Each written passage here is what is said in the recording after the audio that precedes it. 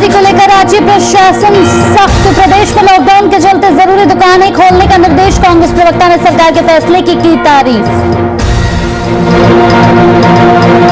झारखंड का oxygen UP के लोगों को बचाएगा।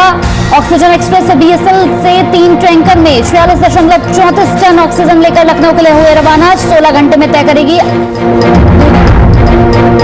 लगातार बढ़ रहा कोरोना का कोराम। ऑक्सीजन सिलेंडर की किल्लत से जूझ रहे लोग। गिरिडीह से भाकपा माले विधायक विनोद सिंह ने सीएचसी में उपलब्ध कराए ऑक्सीजन सिलेंडर। और दानापुर में पीपा पुल में जीप गिरने से बड़ा हादसा। गंगा नदी में डूबकर 10 से ज्यादा लोगों की मौत। मौके पर पहुंची एनडीआरएफ की टीमें।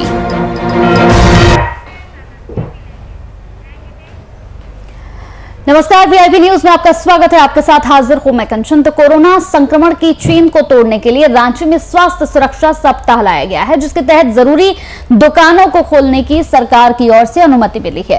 वहीं कांग्रेस के प्रदेश प्रवक्ता राजेश गुप्ता ने मुख्यमंत्री की तारीफ की है। साथ ही उन्होंने कहा है कि सरकार की यह अच्छी पहल है, जिससे झारखंड की जनता को कोरोना संक्रमण से बचने में मदद मिलेगी।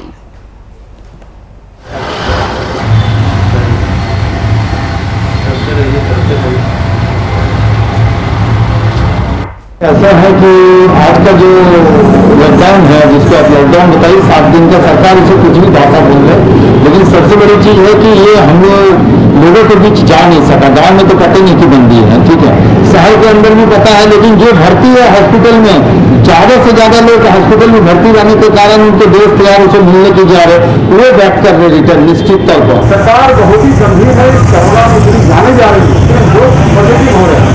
इससे बचने का इसी तरीका आप अपने घर पर बिना कारण आप नहीं, आप कारण आपने देखा होगा बहुत सारे बाजार में लोग संक्रमित होते हैं, जहाँ पर बहुत क्राउड और डेंस पॉपुलेशन है। तो ये चैन तोड़ने का तरीका जैसे होगा, फिर उसके बाद सरकार फिर निर्णय लेगी, फिर 5 दिन 7 दिन बढ़ेगा, तो ये चैन टूटेगा और लोग स्वस्थ होंगे। डरना भी नहीं है, डराना भी नहीं है। कोरोना को हराने के लिए आप अपने घरों पर रहें और सुरक्षित रहें। लेकिन जिस तरह का ये आर्थिक लॉकडाउन लगाया गया है, इससे चैन कितना टूटेगा? देखिए, जो बातें मैं बताऊंगा, सरकार की हमारी पार्टी की ऐसी निर्णय जीवन और जीविका दोनों से, इसको कैसे बचाए। लेकिन सवाल वही है कि जीवन बचेगा तभी तो जीविका चलेगी। बिल्कुल, और अगर जीवन बचाने जीविका बंद रहा तो सड़कों पर निकल कर फिर मांगना चालू करेंगे लोग। इस पूरी खबर पर ज्यादा जानकारी के साथ फोन लाइन पर हमारे संवाददाता शुभम जुड़ चुके हैं। शुभम, किस तरीके का माहौल नजर आ रहा है रांची में? लगातार जिस तरीके से लॉकडाउन यहां पर लगाया हुआ है, लोग सड़कों पर बहुत कम नजर आ रहे हैं। किस तरीके का माहौल नजर आ रहा है? बिल्कुल कंचन, देखिए सड़कें अब सन्नाटा में धीरे धीरे तब्दील होते हुए नजर आ रही है। और आज झारखंड में स्वास्थ्य सुरक्षा सप्ताह का दूसरा दिन है, तो बखूबी राज्य की जनता में कह सकते हैं डर का माहौल है। और इस तरीके से जो बढ़ते हुए संक्रमण के आंकड़े देखने को मिल रहे हैं, तो कहीं ना कहीं स्थिति भयावह है। और इसी की वजह से कह सकते हैं सरकार ने यह निर्णय लिया है, और ये निर्णय कहीं ना कहीं कारगर जरूर साबित हो रहा है। सभी लोग अपने घरों पर हैं और तमाम दुकानों को बंद कर दिया गया है। कह सकते हैं जो जरूरत की दुकानें उन्हीं को सिर्फ खोला गया है। तो आप समझ सकती हैं कि जो झारखंड की मौजूदा परिस्थिति है कोरोना को लेकर, वो काफी भयावह है। लेकिन अभी भी इस समय बाकी है, 9-8 दिन का समय अभी भी हाथ में है, और देखना होगा कि सरकार के इस पहल पर क्या कोरोना मात खाते हुए नजर आती है कि नहीं। जी, साथ ही अगर शुभम बात करें तो जरूरी दुकानों को यहां पर छूट दी गई है। सरकार के इस फैसले को लेकर उनकी काफी तारीफ भी की जा रही है। कांग्रेस के प्रदेश प्रवक्ता हैं जिन्होंने मुख्यमंत्री की काफी तारीफ की और इस पहल को एक अच्छी पहल यहां पर करार दिया है। बिल्कुल, ये एक क्योंकि तमाम राजनीतिक पार्टी कहीं ना कहीं मुख्यमंत्री के इस कदम से बेहद खुश है, लेकिन कुछ लोग ऐसे भी हैं वो लगातार ये दावे कर रहे हैं कि सख्तियां थोड़ी और बढ़ाने की जरूरत है। क्योंकि जिस तरीके से आवागमन पर रोक नहीं लगाया गया है, और कह सकते हैं कि जो यातायात की सुविधा है उस पर रोक नहीं लगाया गया है, तो कहीं ना कहीं अब तमाम लोग मुख्यमंत्री के इस कह सकते हैं कदम का लोग सराहना भी कर रहे हैं। तो कहीं ना कहीं कुछ लोग ऐसे भी हैं जो थोड़ा खामियां को जरूर गिनवा रहे हैं। जी, चलिए, बहुत बहुत शुक्रिया शुभम हमारे साथ इस खबर पर जुड़ने के लिए।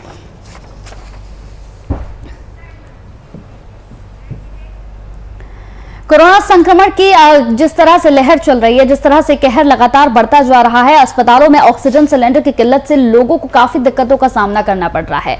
भाकपा माले विधायक विनोद सिंह ने सकारात्मक पहल कर बगोदर सीएचसी को 3 जंबो ऑक्सीजन सिलेंडर और 1 एसी उपलब्ध करवाया है और उनका ये प्रयास व्यवसायियों के सहयोग से सार्थक हो पाया है।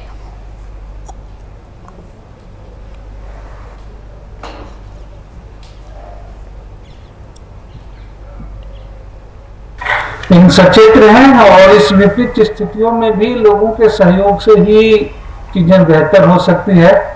और हम सब लोगों की कोशिश थी कि बगोदर में अभी 50 बेड भी लगे हैं, जिसमें 10 बेड में ऑक्सीजन की भी व्यवस्था है, लेकिन ऑक्सीजन की कमी बार बार हर जगह हो रही है। तो बगोदर में है, सरिया में भी इमरजेंसी के लिए रखवाया गया है, इसके अलावा बिरनी में भी है। जो निजी हॉस्पिटल हैं यहाँ मान्यता प्राप्त सरकार से, उनके पास भी बेड है।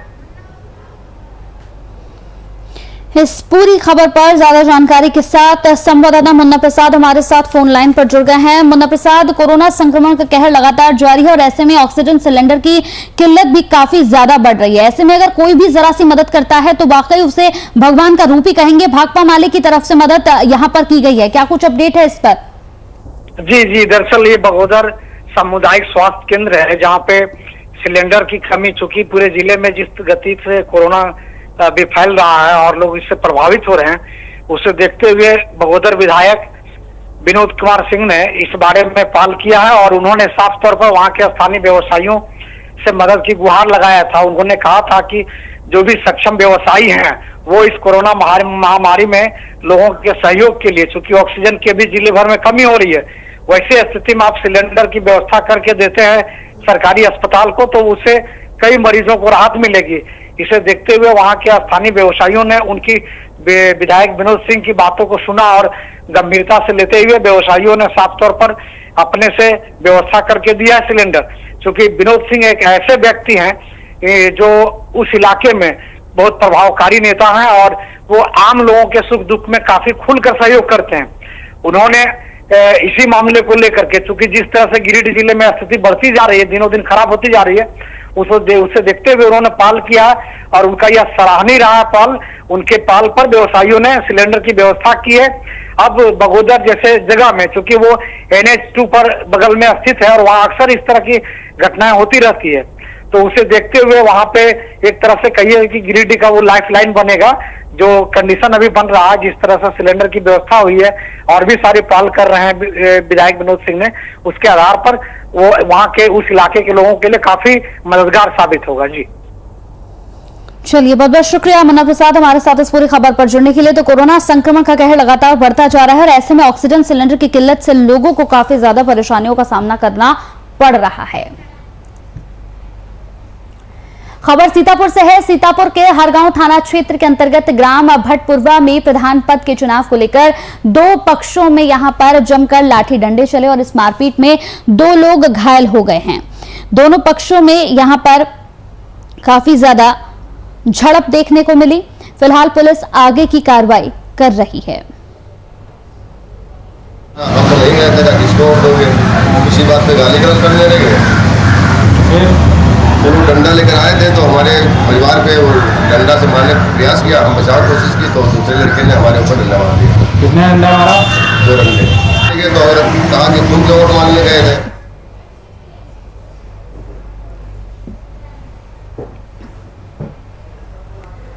समस्तीपुर के प्राथमिक स्वास्थ्य केंद्र में डॉक्टरों और नर्सों के नदारत होने की खबर सामने आई थी, जिसके बाद मरीज के परिजनों ने खुद ही मरीज को ऑक्सीजन लगाया था। इस खबर को वीआईपी न्यूज ने बड़े ही प्रमुखता से चलाया था, जिसके बाद आज का नजारा बीते दिन से बिल्कुल अलग दिखा। अस्पताल में डॉक्टरों के साथ साथ पारा नर्स भी यहां पर नजर आए। वहीं बीते दिन की इस लापरवाही को लेकर अस्पताल के डॉक्टर से खास बातचीत की हमारे संवाददाता कैसर खान ने। अस्पताल मुर्दीबा अतिरिक्त प्राथमिक स्वास्थ्य केंद्र मुर्दीबा के पास मैं मौजूद हूं और मैं आपको बताता चलूं कि कल यहां एक ताजपुर से जो पेशेंट आई थी अंजलि देवी, 50 वर्षीय महिला थी और जिनका 12 दिनों से जो है खांसी, बुखार और सांस लेने में तकलीफ होने के बाद उनके जांच किया गया। जांच के दौरान उन्हें पाया गया कि वो कोविड पेशेंट है, जिसको लेकर अतिरिक्त प्राथमिक स्वास्थ्य केंद्र मुर्दीबा, जो आप मेरे पीछे की ये तस्वीर देख सकते हैं, यही उनको भर्ती कराया गया था और लगातार जो है उनका तबीयत बिगड़ता ही जा रहा था। मगर बात यह रही कि यहाँ एक भी डॉक्टर जो उन्हें देखने के लिए नहीं थे, उनके परिजनों द्वारा उनको ऑक्सीजन लगाया गया और बताया जाता है उनके परिजनों द्वारा कि वो शाम तक यहाँ रहे हैं, मगर लास्ट में जो डॉक्टर आए हैं उन्होंने देखा भी नहीं, ना किसी ने स्टाफ ने देखा। और उन्हें पूछा गया कि क्या हालात है, उनसे पूछा गया और उन्होंने बताया कि ऑक्सीजन लेवल जो है वो 84 के पार है। इसी को देखते हुए बिना देखे हुए डॉक्टर ने 84 का पार का ऑक्सीजन का लेवल सुनते ही उन्हें यहां से रेफर कर दिया और अब भी वो डीएमसीएच में एडमिट है। हालात क्या है मैं आपको दिखाना चाहता हूं। समस्तीपुर के ये जो अतिरिक्त प्राथमिक स्वास्थ्य केंद्र है, जहां जिलाधिकारी द्वारा जो है special ward, Covid special ward बनाया गया था और लगातार जो है कोविड के पेशेंट के लिए उनकी अच्छी सुविधा के लिए यहां उन्हें बनाया गया था। मगर हालात ये थे कि यहां डॉक्टर की कमी थी। जो है इस खबर को वीआईपी न्यूज ने प्रमुखता से दिखाया और इसका असर ये रहा कि आज जो है डॉक्टर साहब पीएससी के अंदर मौजूद है। हम बात करना चाहेंगे, डॉक्टर साहब बताएंगे कल एक पेशेंट आया था, उन्हें कोई देखने वाला नहीं था और ऑक्सीजन लेवल उनकी कमी के कारण यहाँ से रेफर कर दिया, क्या मामला था सर? नॉर्मल ऑक्सीजन सिलेंडर पे हम लोग सपोर्ट दे रहे थे, उनको हाई प्रेशर की जरूरत थी जिसके वजह कर यहाँ से उनको ट्रांसफर किया गया हाईवे सेंटर पे। तो क्या यहाँ आप लेट से आए, बताया जा रहा है कि डॉक्टर साहब नहीं थे, कोई देखने वाला नहीं था? पैरामेडिकल सारे स्टाफ थे यहाँ, सारे लोगों ने उनको ऑक्सीजन किसने लगाया? डॉक्टर, पैरामेडिकल स्टाफ ने लगाया ऑक्सीजन। डॉक्टर्स कुछ व्यवस्था के वजह कर चार्ज में पूरे ब्लॉक का चार्ज उनके ऊपर है, प्रभारी थे, प्रभारी इंचार्ज, तो उनको थोड़ा लेट हुआ आने में। बाकी फोन पर टेलीफोनिक सारा चीज अरेंज हो गया था उनका। परिजनों का कहना था कि उन्होंने खुद से ऑक्सीजन लगाया, कोई स्टाफ उन्हें नहीं देखा था शरीर। नहीं, बताया गया है उनको ऑक्सीजन खुद से कैसे लगा लेंगे, ऑक्सीजन को खोलना है, सैचुरेशन देखना है, सारा चीज उनको करके दिया गया यहाँ। चलिए, आपका क्या स्थिति है अभी, कितने पेशेंट यहाँ है सर? अभी तो एक भी पेशेंट नहीं है यहाँ। तो अब कैसा यहाँ क्या कुछ व्यवस्था की गई है सर? सारे 15 बेड है यहाँ, सारे बेड पे ऑक्सीजन लगे हुए हैं, पल्स ऑक्सीमीटर हर मरीज के लिए अलग अलग है, मेडिसिन की व्यवस्था है। और डॉक्टर साहब के कितने की संख्या में यहाँ नियुक्त किया गया सर? यहाँ 6 की संख्या में डॉक्टर है ना, 24 घंटे 24 आवर रोटेशन ड्यूटी है यहाँ। क्या नाम हुआ sir? Doctor S A. Rahman ji. इनका बिल्कुल साफ तौर पे कहना है कि अब जो है लगातार जो है कि डॉक्टर की कमी इस हॉस्पिटल में नहीं होगी। लगातार डॉक्टर जो है जो मरीज है उनका देख रेख करेंगे, उनके स्वास्थ्य के लिए हमेशा काम करते रहेंगे। वीआईपी न्यूज के लिए समस्तीपुर से कैसर खान।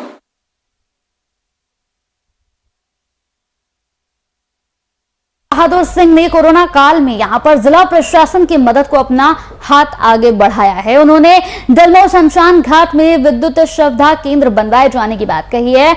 उनकी इस पहल की चारों तरफ सराहना हो रही है, इससे लोगों को काफी ज्यादा मदद मिलेगी।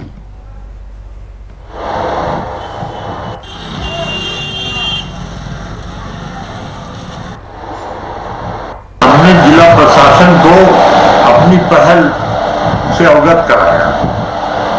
जैसे पिछले कोरोना काल में हमने कम से कम 1.5 महीना लालगंज में 500 पैकेट हमने खाना वितरित किया।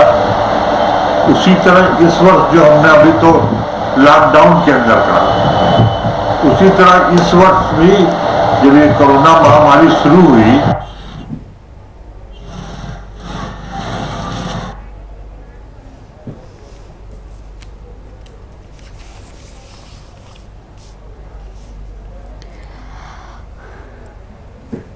तो शमशान में बनेगा विद्युत शवदाह केंद्र।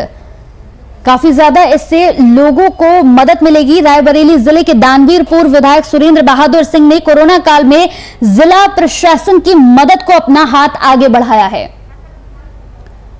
इस पूरी खबर पर ज्यादा जानकारी के साथ फोन लाइन पर असद खान हमारे साथ जुड़ गए हैं। असद, एक ऐसा माहौल चल रहा है जिसमें अगर मदद के लिए कोई हाथ बढ़ाए तो वाकई ये तारीफ काबिल है। रायबरेली से ये खबर है जहां पर शमशान में विद्युत शवदाह केंद्र बनाए जाने की बात सामने आ रही है, क्या कुछ अपडेट इस पूरी खबर पर मिल रहा है?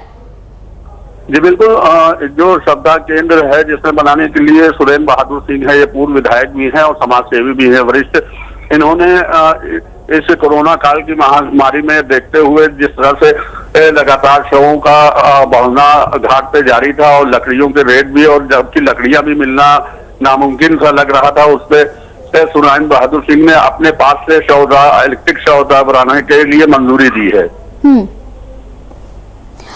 चलिए, बहुत बहुत शुक्रिया हमारे साथ इस पूरी खबर पर जानकारी देने के लिए।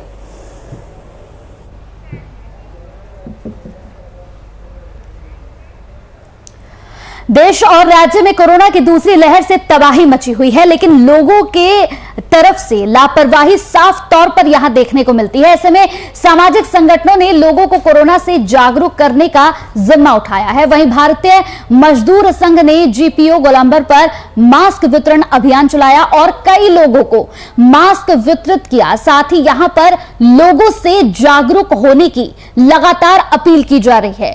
2 गज की दूरी बेहद है जरूरी, मास्क का इस्तेमाल करें, सैनिटाइजर का इस्तेमाल करें और सोशल डिस्टेंसिंग का सबसे ज्यादा ख्याल रखें।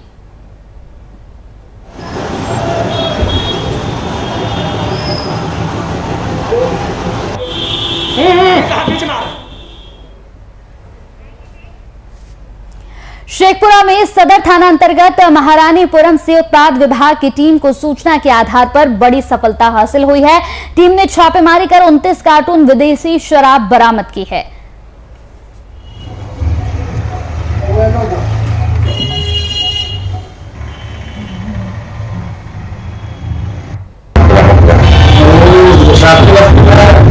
हम लोग महारानीपुरम जगह है, तो एक सूचना मिला था। सूचना के इधर कुछ मैंने गाड़ी में कुछ रखा हुआ है, मैंने अंदाज का उसमें शराब का ही काफी सारा रखा हुआ है। तो हम लोग को सूचना टीम बना करके रवाना हुआ। तो रात हो गया था क्योंकि 9:30 बज गया था। तो गाड़ी में तार से हम लोग सर्च किए तो शराब का कार्टून पाया गया, तो वहाँ से जब्त कर लिया गया। अभी तत्काल किसका ये हमारा सूचना नहीं मिल पाया है, पता नहीं लग चला है।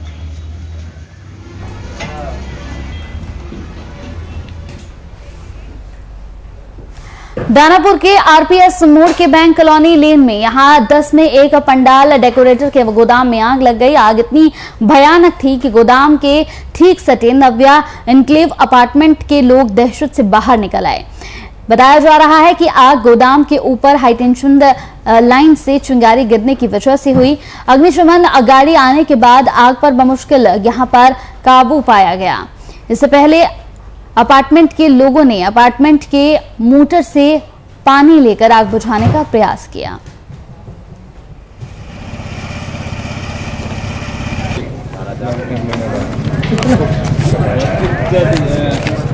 यहाँ पर गाड़ी किनकर है भैया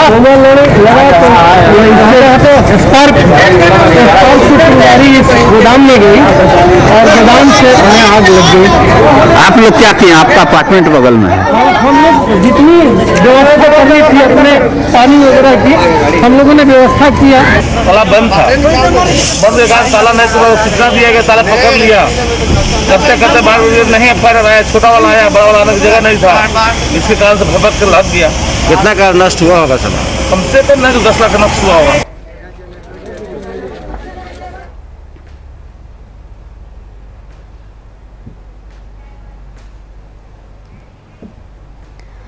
तो पटना में आज बाबू वीर कुंवर सिंह जी की जयंती मनाई गई, जहां इस मौके पर बिहार के मुख्यमंत्री नीतीश कुमार ने उनके चित्र पर माल्यार्पण किया। साथ ही उन्हें भावभीनी यहाँ पर श्रद्धांजलि देते हुए भी नजर आए। बाबू वीर कुंवर सिंह जी की जयंती के मौके पर यहां सीएम नीतीश ने भावभीनी श्रद्धांजलि दी।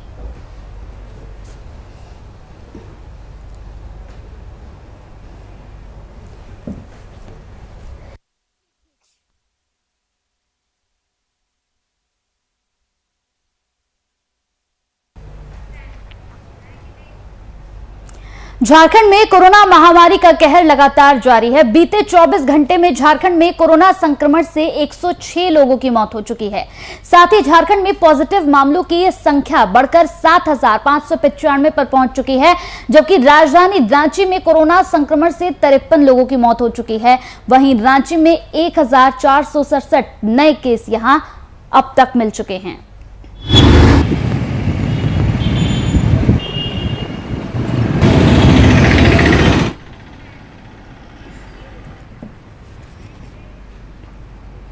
झारखंड में कोरोना का कहर लगातार जारी है। इसके बावजूद रेलवे स्टेशन पर लापरवाही बरती जा रही है। रांची रेल मंडल के डीआरएम समेत 196 कर्मचारी कोरोना संक्रमित हो गए हैं और यह आंकड़ा बढ़ सकता है क्योंकि कई लोगों की कोरोना टेस्ट की रिपोर्ट अभी आनी बाकी है।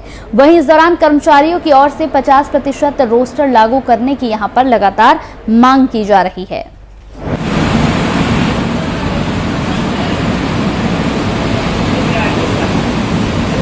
जहाँ तक रांची रेल मंडल की बात है, करीब 196 लोग यहाँ पे कोरोना पॉजिटिव हो चुके हैं और सभी को कोविड प्रोटोकॉल के तहत होम आइसोलेशन या ज़रूरत पड़ने के हिसाब से उनको हॉस्पिटलाइजेशन किया जा रहा है। सारे स्टाफ्स के हेल्थ के ऊपर कांस्टेंट नज़र हमारे मेडिकल विभाग के द्वारा और अधिकारियों के द्वारा रखी जा रही है। उनके परिवार को पूरा सहयोग दिया जा रहा है और उनके हेल्थ पे कंटिन्यूअस मॉनिटरिंग की जा रही है ताकि किसी प्रकार की दिक्कत जो है उनको और उनके परिवार वालों को ना हो।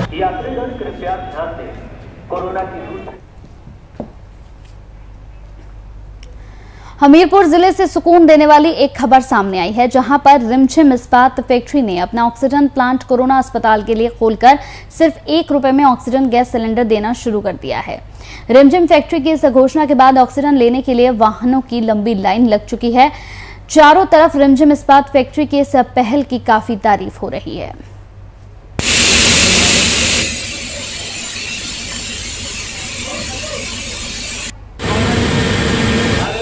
कोविड जो महामारी का इस वक्त समय चल रहा है, ये बहुत ही भयावह बीमारी है। लास्ट टाइम पिछले साल मैं भी इससे पीड़ित रहा था तो मैंने इसके दर्द को महसूस किया है और इस साल मैं ये जान रहा हूँ कि ये पिछले साल से भी ज़्यादा भयानक रूप लेकर आई है। और इसमें जो भी अब तक का कोविड को लेके इसके जो भी पता चल रहे हैं किस तरह से इससे बचा जा सकता है, उसमें ऑक्सीजन महत्वपूर्ण दवाई का काम कर रही है। हम प्रचुर मात्रा में ऑक्सीजन बनाते हैं तो इसलिए हमने ये फैसला किया कि जब इससे कोरोना मरीजों की जान बचाई जा सकती है। कस्बे में संचालित रिमझिम इस्पात आज कोविड से जो हमारे मरीज हैं, परेशान हैं, मौत के मुंह पर पहुंच रहे हैं, उनके लिए वरदान साबित हो रहा है। यहाँ का रिमझिम इस्पात उन कोरोना मरीजों के लिए ऑक्सीजन सिलेंडर उपलब्ध करा रहा है और रामनवमी के दिन उन्होंने 1000 सिलेंडर देश के विभिन्न कोविड अस्पतालों में भेजे हैं। ये बहुत ही सराहनीय कार्य है।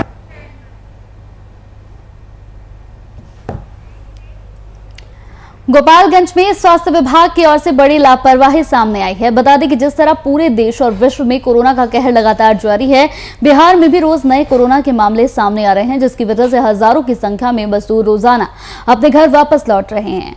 औसतन पहले 60 से 70 गाड़ियां बिहार में आती थी, लेकिन अब करीब 100 गाड़ियां हर रोज मजदूरों को लेकर वापस लौट रही हैं।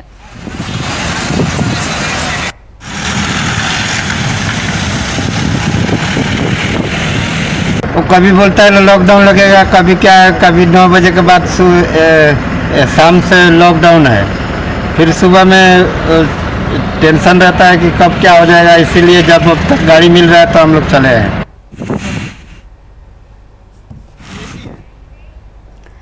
देश में कोरोना वायरस के बढ़ते संक्रमण की वजह से अचानक ऑक्सीजन की बेतहाशा मांग बढ़ गई है और इससे देश भर के अस्पताल ऑक्सीजन संकट से इस वक्त जूझ रहे हैं। ऑक्सीजन की कमी की वजह से हर रोज अस्पतालों में कई लोगों के मरने की खबर आ रही है और इसी बीच दिल्ली हाई कोर्ट ने केंद्र सरकार को निर्देश दिया है कि अस्पतालों में ऑक्सीजन की आपूर्ति पूरी करने के लिए जरूरत हो तो उद्योगों में ऑक्सीजन की सप्लाई रोक दी जाए। और ऐसे में देश भर की निगाहें झारखंड के बोकारो पर आकर टिक गई है। यहाँ देश के यूपी, महाराष्ट्र और पश्चिम बंगाल समेत कई बड़े राज्य में ऑक्सीजन की आपूर्ति होती है।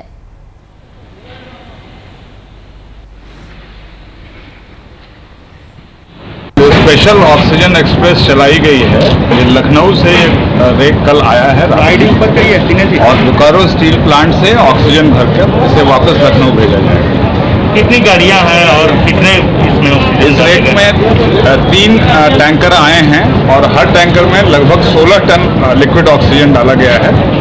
तो लगभग 50 टन लिक्विड ऑक्सीजन यूपी के लिए अभी रवाना होगा।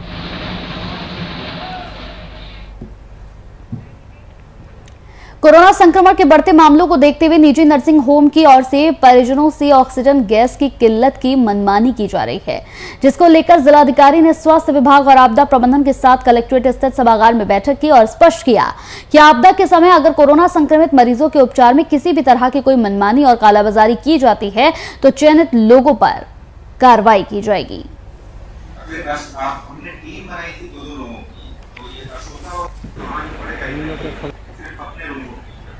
एक तो हम लोग जो ऑक्सीजन के लिए एक यहाँ पर अपना एक और एजेंसी है जो कि इंडस्ट्रियल उत्पादन करती थी, उसको शीघ्र हम लोग मेडिकल ऑक्सीजन आपूर्ति का भी लाइसेंस दिलवा रहे हैं ताकि वहाँ से ऑक्सीजन की आपूर्ति की जा सके। क्योंकि इसके अतिरिक्त एक कोविड OPD भी हम लोग शुरू करने जा रहे हैं, जो कि या तो इस स्टेडियम में होगा या फिर सिकंदरपुर स्टेडियम में होगा, वो हम तय कर रहे हैं ताकि कई लोगों को जो सोचना पड़ रहा है, टेलीफोन पर एक दूसरे से बात कर रहे हैं, क्लियर नहीं हो पा रहे। तीसरा है कि अल्पसंख्यक छात्रावास पूरी तरह से तैयार है, जो कि आज से अभी स्टार्ट हो जाएगा।